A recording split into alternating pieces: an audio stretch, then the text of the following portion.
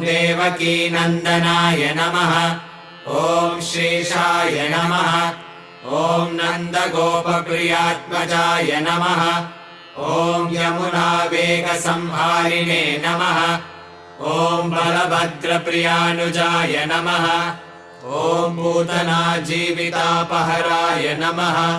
ॐ षटकासुरभञ्जनाय नमः।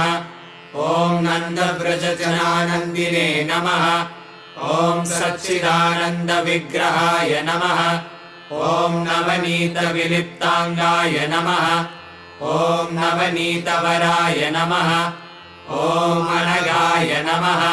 ॐ नवनीतनवाहारिणे नमः। ॐ मुचुकुन्दप्रसादकाय नमः।